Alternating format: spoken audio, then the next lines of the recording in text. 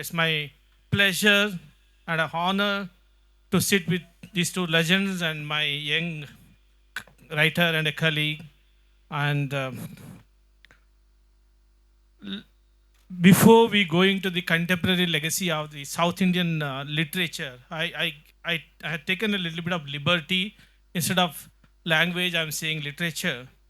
I want to go back to the history of South Indian literature. We have a history of more than 5,000 years and a written history of 3,000 years, especially Tamil, Kannada, Malayalam, and Telugu. The contribution of these four languages to the world literature is par or above any other language in this world. I proudly say that. Before dwelling into today's subject, I would like to ask my senior most writer and the star and a legend from Malayalam literature, Mr. Madhavan. Uh, why can't we start with the legacy of Malayalam literature and the contribution of Malayalam literature to the world literature? I think that will set a base for our conversation and we can move ahead from there. No, it's a pleasure to share stage with Volga ji, Satheesh ji, and young Mithra. Actually, modern Malayalam literature is very young. The father of modern Malayalam literature, Edutachan, he started writing and he made the script of the language and he set the language to its modern format while the Portuguese was in India. This is the 16th century. So the modern Malayalam literature, I'm not speaking, I'm very glad that you're speaking about the literature, not the language. Yes.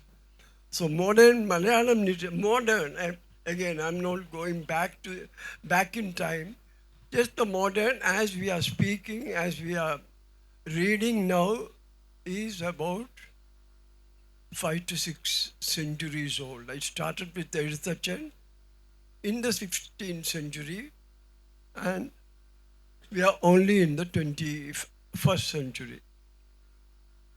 So its impact on the world literature, I honestly cannot say that the language, apart from contributing some words to English and other European language dictionaries, has made any major impact on the world literature.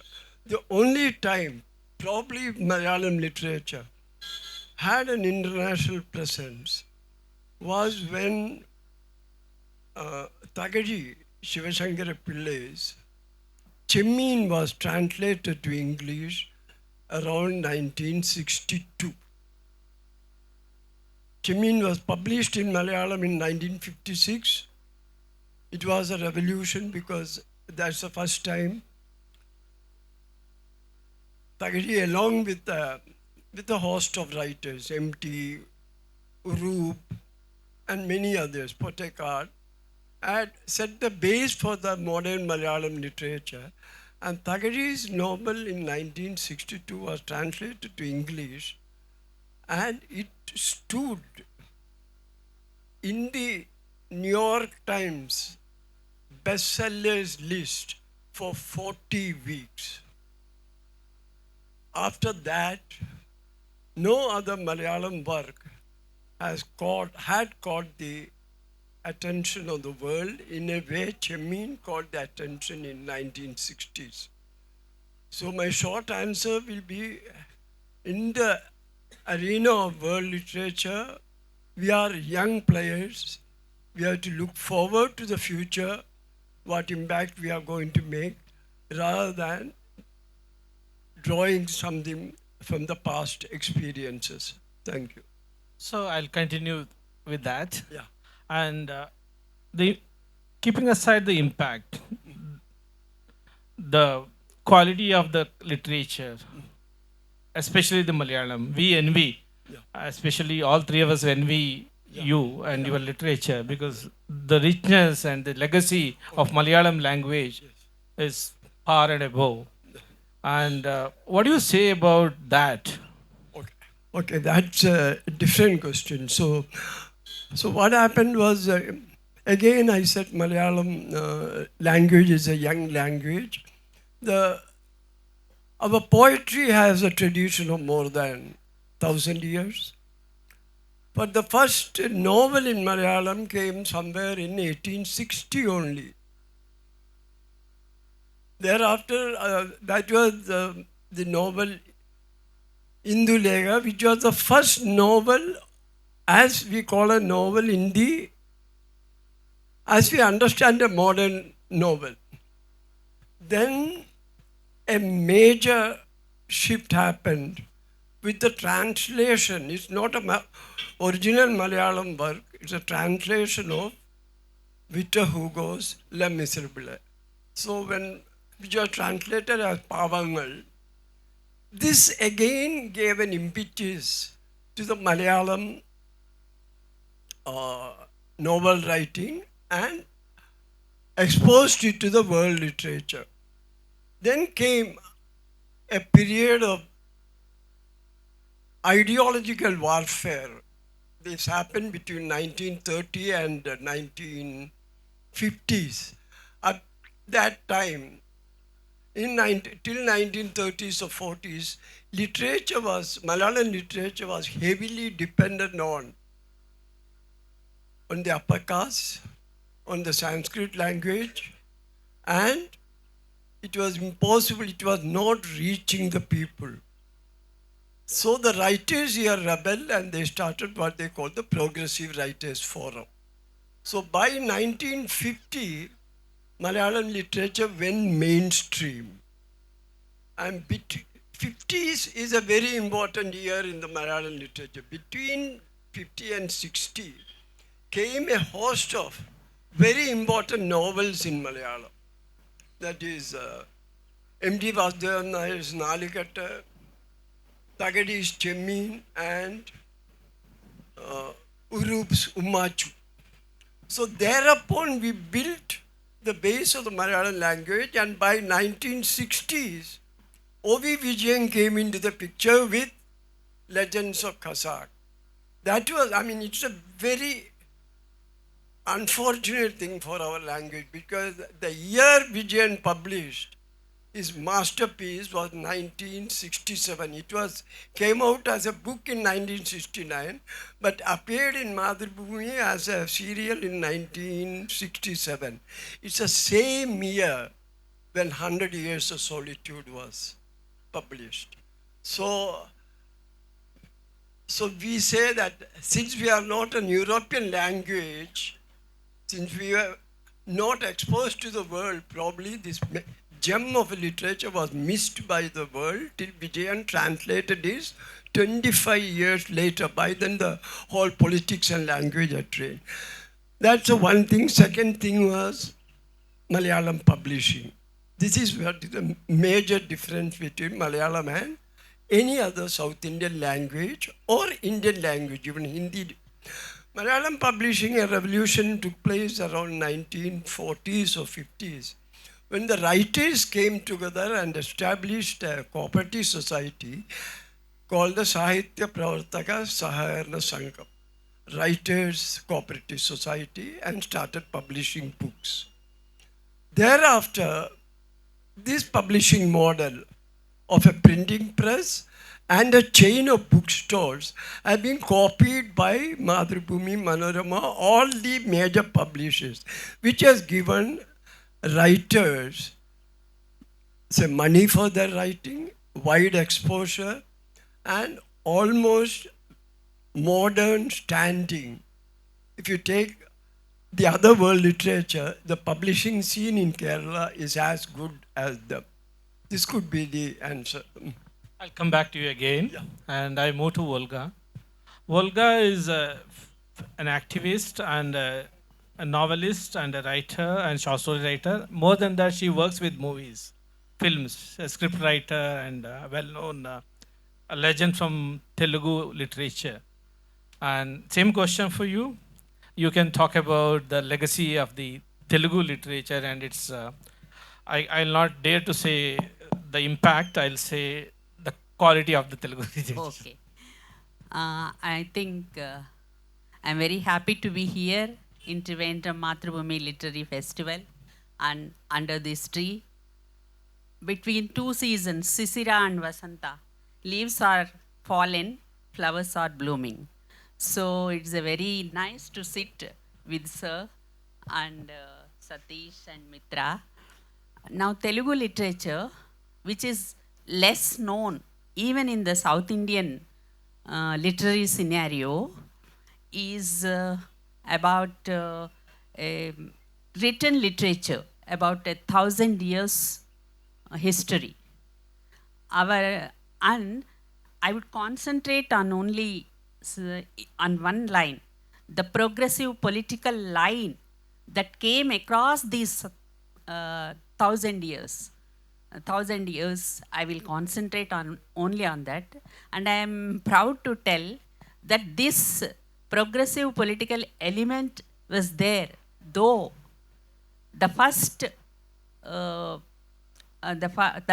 literary work that was ordered by a king, Raja Narendra, asked Nannaya to translate Mahabharata because of a political reason, because Rajaraja Narendra belongs to Chandravamsa.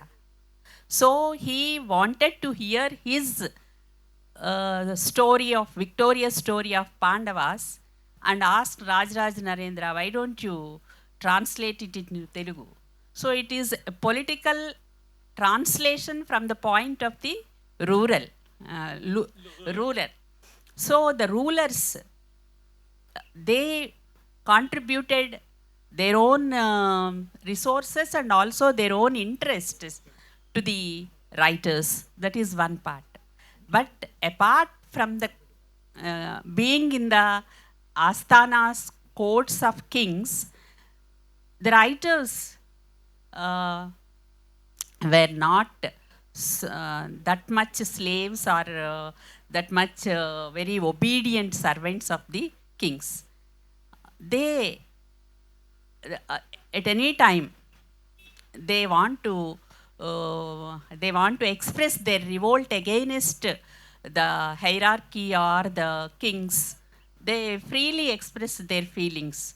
Some poems, and mainly in those days, in 10th century, 11th century and 12th century until 16th century, all the poets were giving their kavyas, dedicated their kavyas to kings.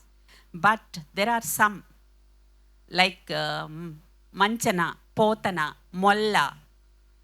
They didn't give their kavyas dedicated to kings, and they rejected it publicly. And Manchana wrote a beautiful poem. Bala rasala sala nava pallava komala kadiyai chokku కావ్యమున్ కూళలకిచ్చి అప్పడుపుకూడు భుజించుట కంటే సత్కవుల్ హాలికులైన నేమి కందమూలోద్ధారకులైన నేమి నిజదార సుతోదర పోషణార్థమై. He wrote a beautiful poem that my kavya is like with poems like tender mango leaves. Why should I prostitute those leaves to the kings to fill my stomach? Instead of that, I will do farming and I will eat kandamulas. You all know the roots of. So that much of a revolt is there from 11th century, 12th century. Molla also, she is a poet who wrote Ramayana. She belongs to a Kummari community. That is a BC community, if you talk nowadays. And she wrote Ramayana and she rejected to give it to any king, dedicate to any king, and kings asked also. And Annamacharya wrote about caste, the ruler, the slave, servant, the elephant and the man. Both have equal status in this world. both animals and human beings, both kings and servants, they are all equal. He preached through his songs. And also Potana, he rejected to dedicate, and the king was very furious and almost imprisoned him. And coming to the 17th century, the real rebel poet we are very proud of, the Telugu people are very proud of, was Vemana. Vemana is the strongest social critic of Indian religions, castes, and the social systems. He didn't spare anything to criticize.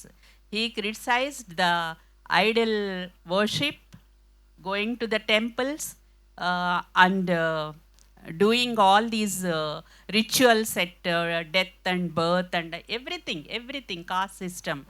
Even he criticized Brahmins, pujaris, and all those things. And I think nobody know about Vemana except we Telugu people. That is our proud history. And after that, when coming to the modern age, we have a great writer called Gurajada. And I can proudly and honestly, and I firmly, with commitment, can say that Gurajada's Kanyasulkam was the best Indian play ever written. There is no parallel. I read many language books, all the South Indian, Bengali, Punjabi, all those great writers I read. But with confidence I am telling, Kanyasulkam was the best theatre play. It's a good play. And at those times, he wrote it in 1892. And at that time, he took his heroine from the class of prostitutes. And Madhuravani is her name, and he is the heroine with no parallels in Indian literary history. No other heroine in the Indian literature can stand on par with Madhuravani. Kanyasulkam was translated. Please read. It is translated into Malayalam also or English? I don't know. English I know. Malayalam I don't know. Tamil I don't know. Because I have a complaint about Malayalam literature. Malayalam literature and Bengali literature, they only translate from foreign languages and from Bengali to Malayalam, but they didn't much translate into from our Telugu. I don't know about. There is a problem with the translation that we will discuss later. And because if you consider translation from what we call as sister languages, these four languages, there's a dearth of translators also. See, for example, when we are discussing from translating directly from Malayalam, it is very difficult. We don't have a translator at all. And luckily from Kannada, we have translator, and and translation between Telugu and Kannada happens regularly. I don't think Malayalam and Tamil translation, it happens. And so can I move to the Just 2 minutes. 2 minutes. After that, the progressive political thing continued even in 30s at the Second World War time. After the independence, 50s, 60s until now, and every time the subaltern is the subject of the our literature, Telugu literature. Subaltern changes according to the time. At the colonial time, the subaltern is we as without independence, the Indian citizens only. Sometimes it is lower caste, sometimes it is prostitutes, sometimes it's Dalits, sometimes it is, now it is trans persons. So, but the subalternity and asking questions of subaltern status and the dissenting voices, resisting voices are there from 13th century till now, continuing like a stream, sometimes lean stream, sometimes overflowing, but the stream of resistant and progressive political thinking is very much alive in Telugu literature, I can say. And now we have to move to the oldest language which has got a great literary tradition is Tamil. And Mithra is representing, a young writer is representing Tamil. And I want to hear from you about your language and your literature. So yeah, I am here representing Tamil. So everybody, I hope everybody know about the legacy of Tamil. We are one of the oldest language of the world. So my pride is we have a separate book for grammar, that is Tolkappiyam. So as ma'am said, in Tamil also, initial days poets dedicated their works to kings only, but in that period also we have a lot of works related to society. So we have Purananuru related to war, related about wars. Purananuru means, Puram means outside, that's 400 poems about war, and Agananuru means Agam, about love, lust, and missing feeling between couple. So we have Kurundogai about social life and lifestyle of the common people. So basically, our Sangam literature, Sangam means our traditional old literature, was our research materials. So that was. Apart from that, from Silapadikaram to the modern Tamil literature, the contribution of Tamil literature and the quality of the Tamil literature is almost par with Malayalam. And especially the new writers in Tamil now, contemporary writers from Perumal Murugan to Jayamohan. In fact, if you want me to tell a little bit about Jayamohan, I can tell he is one of the greatest writer now. Perumal and Jayamohan are the greatest, and Charu Nivedita is there. There are very, what do you say, world-class writers in Tamil, and the youngsters especially, the poets and the novelists and short story writers there are some good crop in Tamil, and unfortunately Jayamohan is not here. He is the person who has wrote world's biggest novel. It is almost 23,000 pages in 26 volumes. Venmurasu. Yeah, Venmurasu. So, I think the only one author from South India, he almost crossed reached the global level, is Perumal Murugan. There is a story behind it, that also, because he has got a wonderful publisher, and he has got a wonderful publisher, and that Jodi, the publisher and the author pair, it's doing a wonderful work, and Perumal is everywhere in the world, especially in the European countries also. Forget about English, getting translated into English. He has been translated almost all major European language now, and I hope that can be replicated in all other 3 languages. And coming back to my mother tongue, I can say, we have a history, Kannada. We have a history of more than 3,000 years and a written history of 2,500 years from Pampa to now. We call him as a Adikavi. He wrote 2 masterpieces. Now also they are classics, Adi Puranam and Vikramarjuna Vijaya. And again same, a king ordered him to write it, and he wrote it and dedicated it to king, the emperor. That's a good old story. So pre-independence and post-independence is a very, very important period of Kannada literature. In both the periods, from B.M. Shri to Karanta, Kuvempu, Masti, that was one era. And then came the Navya movement with a well-known name in Kerala is U.R. Anantamurthy, and another guy is Alnhalli Krishna. I think almost all their work is translated into Malayalam. And but in case of Kannada, a very unique thing happened. a bunch of writers came in a particular era, especially from 1960s to 1990. There was Karanta, Bendre, Kuvempu, Masti, all these stalwarts came. Then came Karnad, U.R. Anantmurthy, Tejasvi, and Yashwant Chittal, Shantinath Desai. This is all 5-6 writers came together and they made a huge impact on the Kannada literature. And in fact, in case of Karnad and in case of U.R. Anantmurthy, most of their works have been translated to the world language and in English also. See, the only, it's a, you can say it's unfortunate, we can also say it's a fortunate, only way we can link with the world literature is through English only now. That's the only way. The best thing we can do is all of our modern classics, we can, if we can push it to English, then automatically they will now, it will go to the other languages, world languages.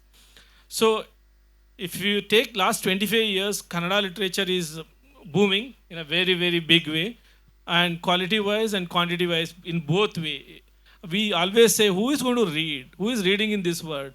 But in Kannada, we are publishing around 7,000 titles every year. I don't know what about Malayalam is, I envy, always say, you are bigger than us, 10 times bigger than us. And Telugu now is booming up again and again and again. And I think Tamil has a steady growth. It is soft, smooth, and well effective way it's doing that. Then coming back to your writings and your contemporaries, I would like to hear from you. When you started writing, and you had a wonderful contemporaries in, especially in Malayalam. Can you shed a light on those things for a few minutes?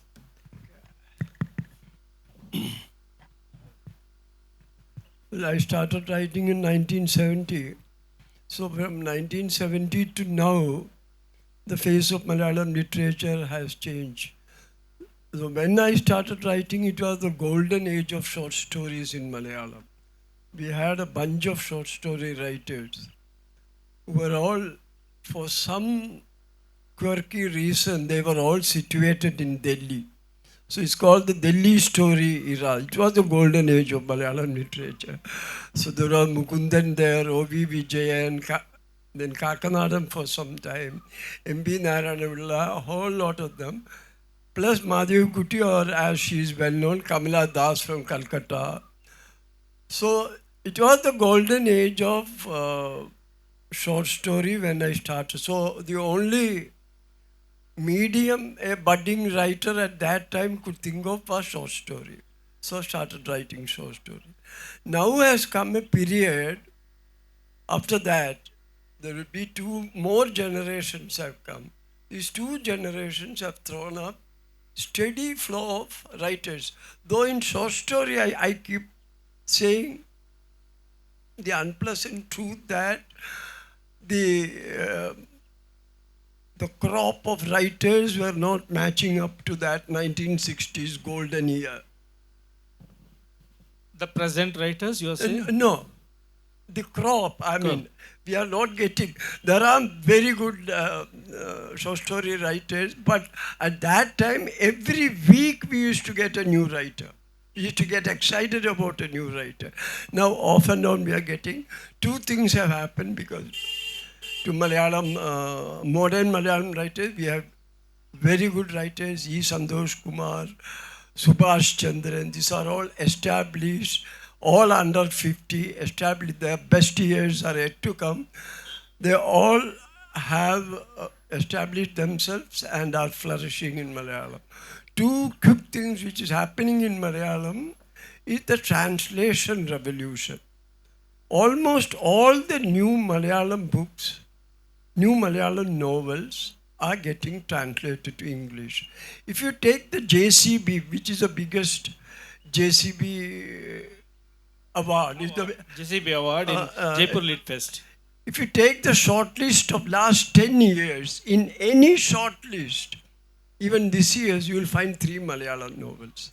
In the last 10 or 15 years from the JCB has come, 3 or 4 Malayalam novels have won the. This is one thing that is happening, translation to English. Thanks again to the Kerala's economy, because we were not able to sustain ourselves within Kerala. So about 20 to 30% of Malayalis used to go abroad and work. So that these are good fruits of that exile to outside. So we got a lot of good translators, though not of the quality of our translation, nowhere come to the quality of A.K. Ramanujam or somebody, or Lashmi Holmstrom in Tamil. But we are competent translators, and since there was a translation revolution from Malayalam, the English publishers are looking for manuscripts from Malayalam. That's the one thing. Second is the marriage of Malayalam literature and cinema. Most of the young writers, writer like Unni or P.R. Indugoban or Harish, one of our most exciting writers is Harish. These people are also contributing to the film world. As a result of this, Malayalam cinema, this marriage between the literature and cinema, Malayalam cinema is probably now the face of the Indian films abroad. I mean, that's a kind of recognition Malayalam films are getting from all over the world, especially post-COVID and the OTT revolution. I think this is a good old marriage, I think. Cinema and Malayalam literature. From Yes. It's a good old. Actually, yes, but now the liaison has become very intimate. And then there is a marriage in Telugu also, Yes. but not in Kannada. I'll talk later. And I think in Tamil also there is not that much harmony in between literature and movies. Nowadays, it's happening. Slowly the relationship is building. And let's talk about Telugu. It's a beautiful, because she herself is a great screenplay writer. She worked in the industry for almost 3-4 decades. 3-4 decades, 40 years. Before coming here, I calculated what will be the life on this stage. We are added, all four of us, we are more than 265 years. Take it from me. This life of 265 years sitting here, that much of experience is here. And I would like to hear from you, from the inside, because you are part of... So the average age comes to about 90, isn't it? And it is 90 only because of one thing, because of Mithra. Otherwise, it would have gone 100. So there is a beautiful. She worked within the industry, in the cinema industry, and I would like to hear from you, from the horse mouth, about the marriage between the cinema and the literature in Telugu. There are so many things I want to talk about Telugu literature, but to answer your question, cinema, in the early years, our theatre works like Varavikrayam, Harishchandra, they were made into films in 1940s and all that. And then the Bengali literature came into our Telugu society through translation. Our Telugu people went to Calcutta, learned Bengali, translated Sarath Ravindra's works into Telugu. So Bengali novels came as films. Many of our best films are from Bengali stories, from Asha Purna Devi, Sarath Chandra. After that, our romantic novels from Telugu, Yaddanapudi Sulochana novels, Koduri Kausalya Devi's novels were made into films. Those are romantic commercial films. And one of our best short story, Yajnam, was made into a film. And some of my stories were made into films. But they are called parallel films, not into mainstream. Mainstream era with good literature was over. I think in Malayalam, I think even the mainstream movies and... No, that is the most wonderful thing about Malayalam. In literature and in films, that distinction between high art and low art, between mainstream and parallel film, have more or less disappeared. In case of Kannada, almost all this marriage is only between the parallel cinema, what we call, and the literature. Popular cinema and literature never goes together, never went together in Kannada. I don't think it will go also in the future. Yes. And about Telugu literature, the 30s, 40s were inspired by the world situation, anti-fascist movements, and the newly coming socialist movement. Sri Sri was the main poet who inspired many poems.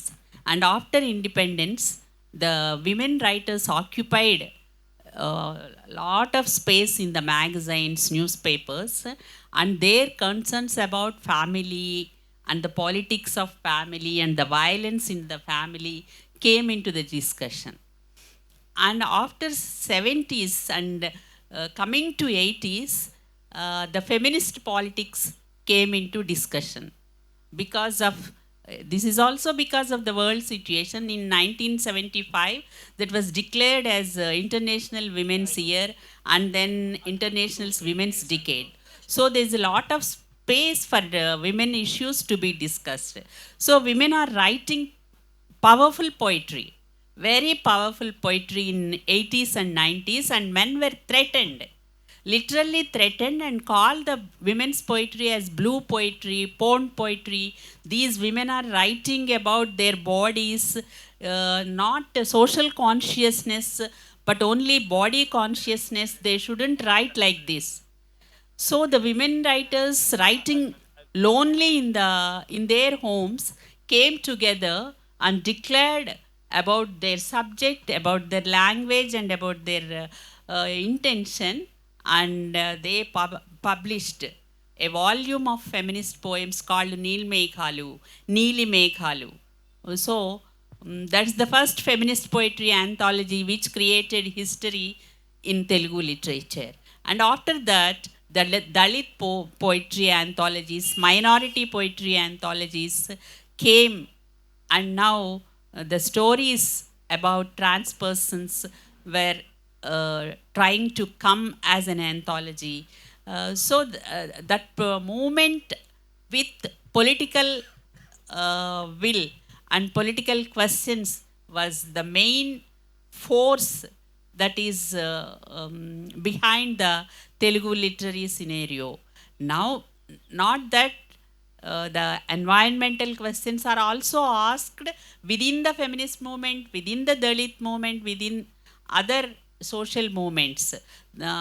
Other questions were also raised. But mainly I can say that Telugu literature, with so many diversities, pluralities, and so many political turmoils is coming.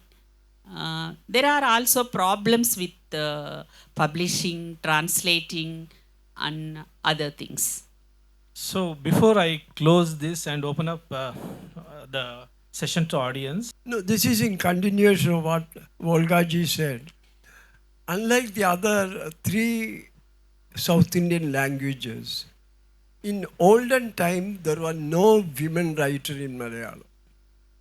So Tamil, it goes back to 1,000 years, probably Kannada also, yes, and Telugu she mentioned. Our feminist writing is 20th century.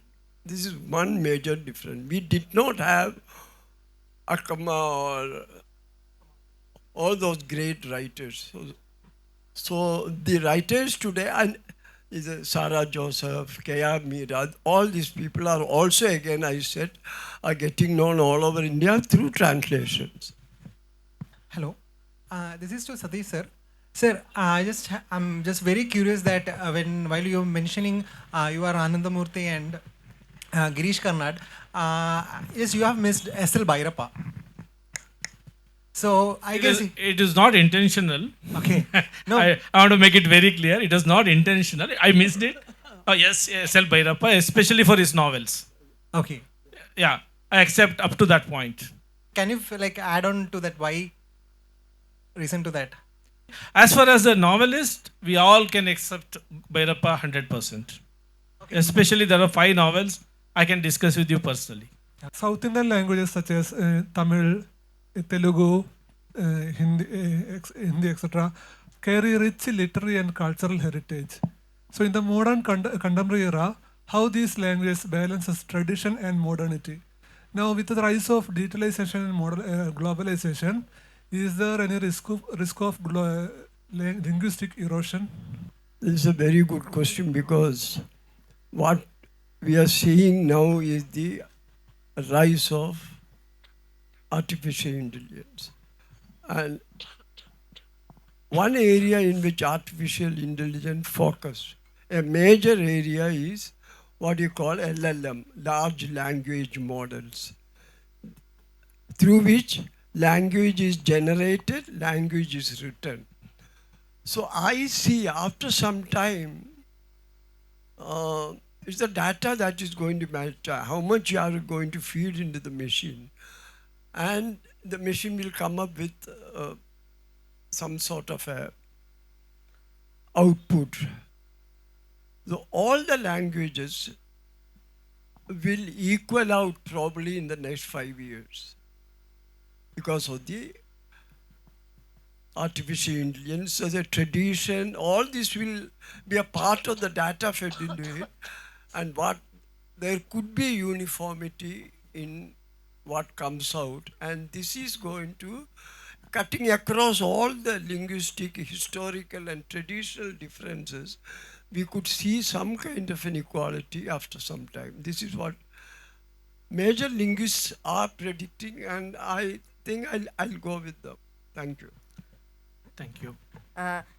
Good evening. I am Abhijit Pradeep, studying in 9th grade in Kendriya Vidyalaya, Pangod. So I am a language enthusiast. I want to learn more about every language. So my question is, in the independence period, while we were fighting for freedom, there were many much changes in the literature, like many nationalist poets and authors were seen, just like Subramanya Bharati in Tamil and many other poets in Malayalam and Telugu. So my question is, what is your opinion about the literature in the time of freedom fighting? Thank you.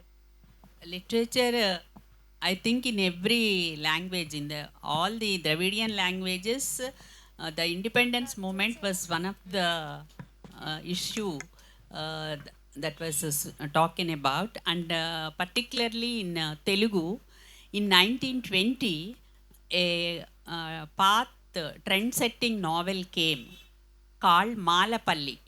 Mala means Dalit caste in Andhra Pradesh. Palli means it is a village. Malapalli, where the Dalits, Mala community Dalits lived. And in that novel, many issues about our colonial rule, and what about after this rule ends, how we have to write our own constitution, and many things were discussed. That is the almost first modern novel in Telugu. So independence movement occupied in poetry also. Rayaprol Subbarao, Viswanatha Satyanarayana, many poets wrote. Garimella Satyanarayana.